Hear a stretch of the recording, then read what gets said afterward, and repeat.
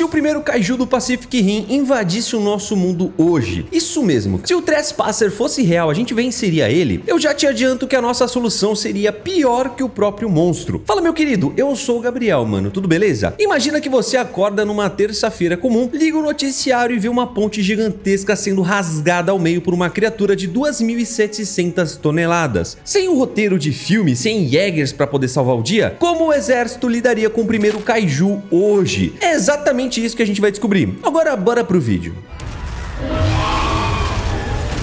Para você entender como o fim do mundo começaria na vida real, a gente precisa olhar para os nossos sistemas de defesa de hoje. Na madrugada do dia 10 de agosto de 2026, a rede de vigilância acústica do fundo do oceano, a mesma que os Estados Unidos usam para poder rastrear submarinos nucleares russos e chineses, apitaria de forma enlouquecida. O sistema captaria um deslocamento de água tão absurdo perto da falha geológica de San Andreas que os generais do Pentágono seriam acordados no meio da noite. Só que aqui entra o primeiro grande erro fatal da humanidade, cara, a negação. Ninguém, mano, absolutamente nenhum analista de inteligência do mundo bateria o olho naquele radar e diria que existe um monstro caminhando debaixo da água. A primeira teoria seria um terremoto massivo ou um submarino inimigo de última geração que sofreu uma falha catastrófica. Enquanto os satélites térmicos tentassem focar na Baía de São Francisco, o Trespasser já estaria nadando em velocidade máxima em direção à costa. Na vida real, mano, a burocracia militar atrasa as coisas. E isso até que um helicóptero da guarda costeira fosse enviado para poder confirmar a anomalia visualmente. Cara, o mar já estaria recuando na praia de São Francisco, criando um efeito de tsunami localizado. E é aí que a água se abre. Mano, eu quero que você visualize a cena real, cara, sem câmera de Hollywood. O Trespasser tem 92 metros de altura. Isso é basicamente um prédio de 30 andares feito de puro músculo denso e escamas que parecem rocha vulcânica, emergindo na frente de milhares de pessoas com o celular na mão, achando que é alguma ação de marketing ou um pesadelo coletivo. Quando a criatura avançasse contra a ponte Golden Gate, ela não iria apenas quebrar a estrutura. Na física real, o impacto de 2.700 toneladas arrebentaria os cabos de suspensão de aço de uma vez, cara. Esses cabos iriam chicotear os carros, a ponte desabaria levando centenas de motoristas para água gelada, e o monstro passaria por cima dos destroços como se fossem gravetos. O pânico nas ruas causaria mais mortes por pisoteamento e acidentes de carro nas primeiras horas do que o próprio kaiju. O estado de emergência seria declarado e o nosso arsenal de guerra seria acionado. Mas é agora que a realidade bate na porta.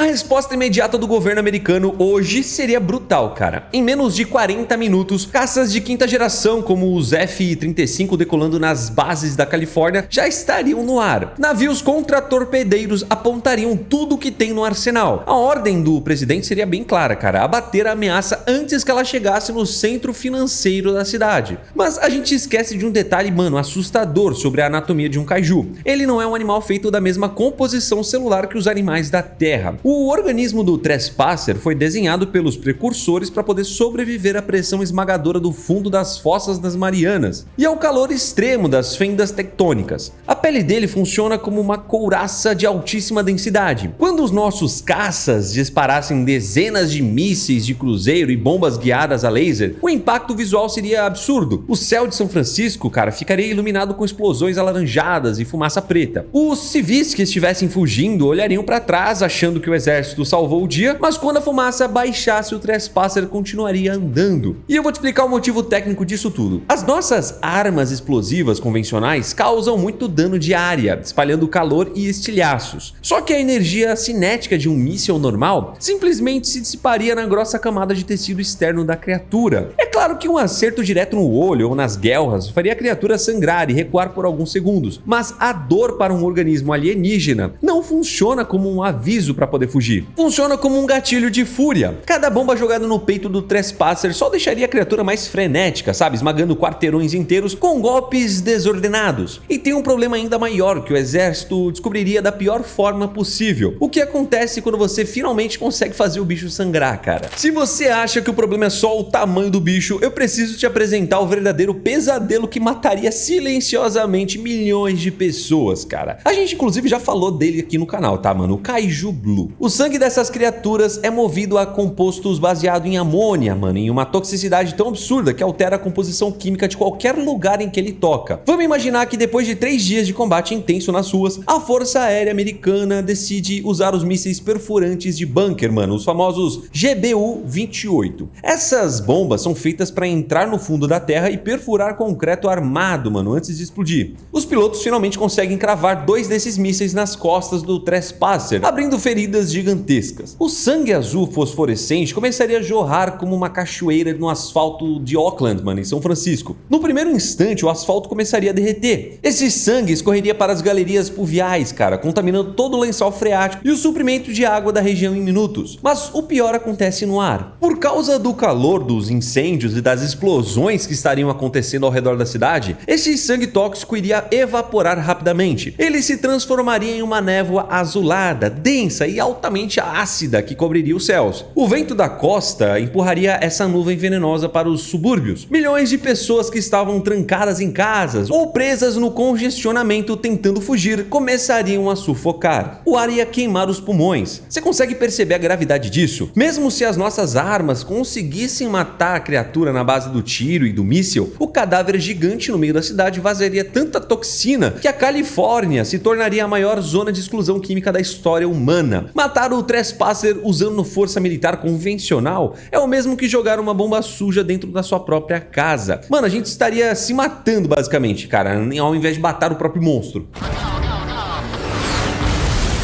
Mano, só que eu tava pensando aqui, acompanha meu raciocínio. Os Estados Unidos têm as próprias armas, né, mano? O próprio orçamento infinito e a própria autonomia para poder lidar com a crise. Mas e se a fenda abissal vomitasse o Trespasser no Oceano Atlântico? Por exemplo, e se o radar de anomalias detectasse a aproximação dele não em São Francisco, mas direto na costa do estado de São Paulo, cara? Aí, mano, o jogo muda totalmente de figura, cara. A criatura de 92 metros emerge rasgando as águas da Baía de Santos. O primeiro alvo físico seria o Porto de Santos, o maior complexo portuário da América Latina. Em questão de 30 minutos, dezenas de navios cargueiros cheios de containers seriam virados como brinquedos. Guindastes gigantescos desabariam, causando explosões nos terminais de combustível. O pânico na Baixada Santista seria absoluto, com estradas travadas e pessoas abandonando os carros a pé. O nosso exército e a Força Aérea Brasileira entrariam em ação rapidamente. Caças Gripen da FAB decolariam para poder fazer ataques de precisão, e baterias do sistema de foguetes Astros 2 seriam posicionadas às pressas. Mas lembra do que eu te falei, cara, sobre a pele da criatura. O nosso arsenal faria muito barulho, muita fumaça, mas não iria parar o monstro. E o Trespasser, irritado pelo bombardeio, inevitavelmente começaria a marchar em direção à Serra do Mar, subindo rumo à capital paulista. E no meio do caminho nós temos um dos maiores polos industriais e petroquímicos do país, cara, Cubatão. O impacto do monstro caminhando por ali rasgaria dutos de gás e destruiria refinarias inteiras. O céu do litoral brasileiro seria coberto por uma nuvem de fogo e produtos químicos muito antes do Kaiju Blue começar a vazar. A grande tragédia brasileira não seria apenas o monstro em si, mas a falta do último recurso. O Brasil não tem ogivas nucleares, mano. Enquanto a criatura subisse a serra, destruindo o sistema elétrico e deixando a região metropolitana de São Paulo completamente no escuro e em pânico, o governo brasileiro estaria em uma chamada de emergência com o Conselho de Segurança da ONU. E eu quero que você sinta o nível do desespero diplomático aqui. O Brasil teria que implorar para que os Estados Unidos, a França ou a Inglaterra enviassem um submarino ou um bombardeio para poder lançar uma bomba atômica no nosso próprio território. Você tem noção de quanto tempo os líderes mundiais demorariam discutindo as consequências políticas de jogar uma ogiva nuclear numa das maiores cidades da América Latina? As horas iriam passar, cara. A burocracia custaria milhares de vidas por minuto. O Trespasser iria entrar na Avenida Paulista, esmagando arranha-céus, enquanto o mundo decidia de quem era a responsabilidade de apertar o botão. Quando a bomba fosse finalmente autorizada e disparada por um país aliado, o coração financeiro do Brasil já não existiria mais, mano, e o pulso eletromagnético da explosão atômica apagaria o que sobrou da infraestrutura do país inteiro. Seria o fim da nossa economia e uma cicatriz permanente no nosso mapa. Mano, agora voltando aqui para nossa simulação original dos Estados Unidos. No 6º dia de massacre em 2026, com São Francisco e Oakland em chamas e o exército perdendo tropas a cada hora, o presidente não teria outra escolha. A diplomacia acabou, cara. As armas convencionais falharam, o rastro de sangue tóxico já envenenou milhões. A ordem final é dada, cara. Um bombardeio invisível míssil B-2 Spirit voaria acima do alcance do Trespasser carregando ogivas nucleares táticas B-61. Essas ogivas são projetadas para poder criar uma explosão controlada, focada em destruir alvos fortificados, sem espalhar tanta radiação quanto as bombas antigas. Mas a gente está falando de usar isso no meio de uma metrópole. Quando o míssil atingisse o peito do Kaiju, um clarão mais brilhante que o sol cegaria qualquer um que estivesse olhando para a baia a quilômetros de distância. A onda de choque supersônica transformaria o concreto dos prédios ao redor em poeira fina. O calor instantâneo na casa dos milhões de graus iria vaporizar a carne e o sangue tóxico do monstro em uma fração de segundo.